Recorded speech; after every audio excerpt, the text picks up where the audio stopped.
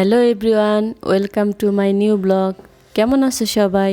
আশা করি আল্লাহর রহমতে সবাই ভালো আছো। আমরাও আলহামদুলিল্লাহ ভালো আছি। নদী দেখে বুঝতেই পারছো আমি আম্মুর বাসায় যাচ্ছি।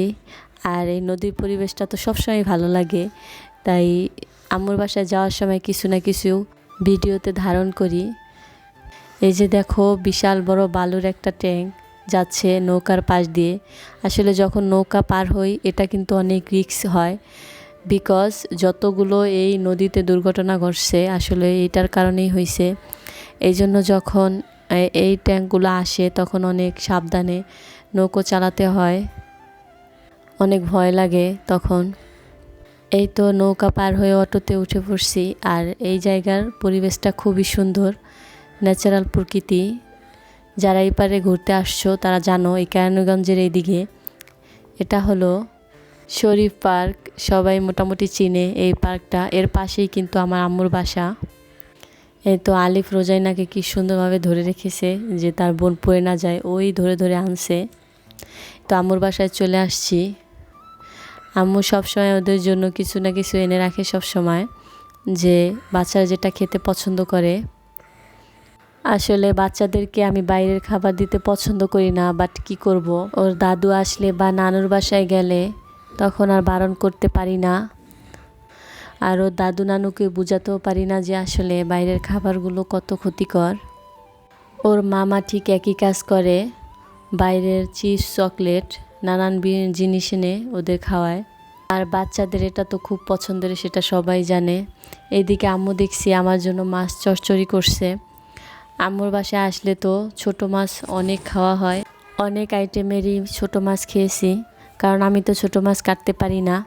তো ওই জন্যই চোখে পড়লো, তাই একটি ভিডিও করলাম। আর ছোট মাছগুলো রান্না করবে বেগুন আর আলু দিয়ে। বেগুন আর আলু দিয়ে রান্না করলে আসলে ছোট মাছগুলো খুব মজা লাগে, এই জন্যে আর কি।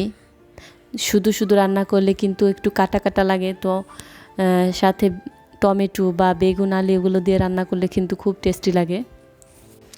আম্মুর বাসা কিন্তু কেরানীগঞ্জের ওইদিকে অনেক খোলামেলা পরিবেশ। এই যে আলিফ রোজাইনা বাইরে চলে আসছে খেলাধুলা করতে। সামনে বিশাল বড় এক মাঠ আছে, সেখানে খেলাধুলা করে। ওরা ওইদিকে গেলে বাইরে চলে আসে, আর সেটাই তো আমার কাছে ভালো লাগে না, কারণ ওরা তো বাইরে যাওয়াটা অতটা অভ্যস্ত না। আমার খুব টেনশন হয় আর ভয়ও লাগে। তো ওদেরকে দেখে এসে আমি খেতে বসে পড়লাম। ওইদিকে মাছ চচ্চড়ি হচ্ছে আর আমি যা ছিল তা দিয়ে খেতে বসে পড়লাম। এই তো এখানে কিন্তু পাশে আম্মু ছোট মাছ কিন্তু ভুনা করছে, এটাও খুব ভালো লাগছে।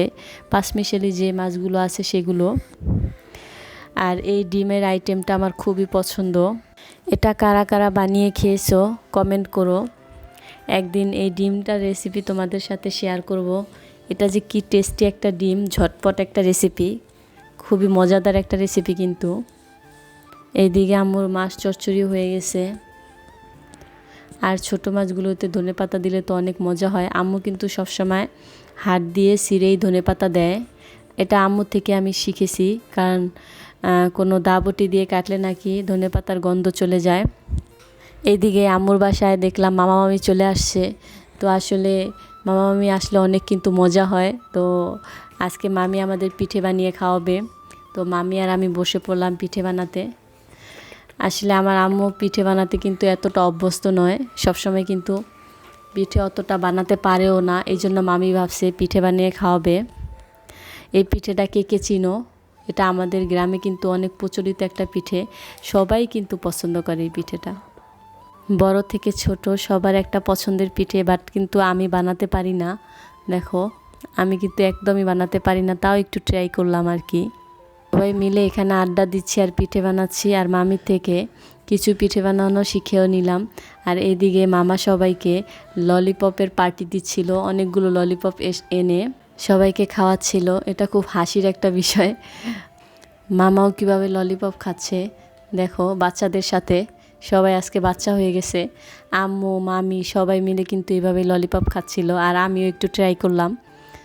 বাচ্চাদের সাথে খারাপ লাগে না, ভালোই লাগে, এই জন্যই তো বাচ্চারা খায় আসলে। এই দিকে আমাদের পিঠে বানানো প্রায় শেষের দিকে। আসলে এই পিঠেটা বানাতে অনেক সময় সাপেক্ষ, টাইম লাগে অনেক, আর খেতেও কিন্তু অনেক মজা। খেজুরের গুড় দিয়ে তৈরি করা হয়। তোমরা এই পিঠেটা কে কে খেতে খুব পছন্দ করো? আমার তো খুব ভালো লাগে।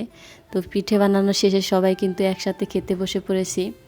বাচ্চাদের সবাইকে কিন্তু বাটিতে, বড় বড় বাটিতে খেতে দিয়েছে, বিকজ পিঠে কিন্তু গরম। এই যে দেখো রাত এখন কয়টা বাজে, এখন আমরা সবাই খেতে বসবো। আম্মু সব কিছু রান্না করে আনছে, সবাই মিলে অনেক আড্ডা দিয়েছি, আর মিড নাইটে অনেক মজা করে খেয়েছি। আসলে পরিবারের সবাই একসাথে হলে কিন্তু খুবই ভালো লাগে। আর আম্মু রাত করে রান্না করছে সকালে চলে যাব বলে। সবাই মিলে একসাথে খেয়েছি, খাবারগুলো অনেক টেস্ট হয়েছিল। বাচ্চাদেরকে আগেই খাবার খাইয়ে ঘুম পাড়িয়ে দিয়েছি। তো আমরা সবাই খেয়ে দেন আরও কিছুক্ষণ গল্প করে দেন শুয়ে পড়ছি। আজকের ব্লগটি এই পর্যন্তই। দেখা হবে পরবর্তী কোনো ব্লগে। আল্লাহ হাফেজ।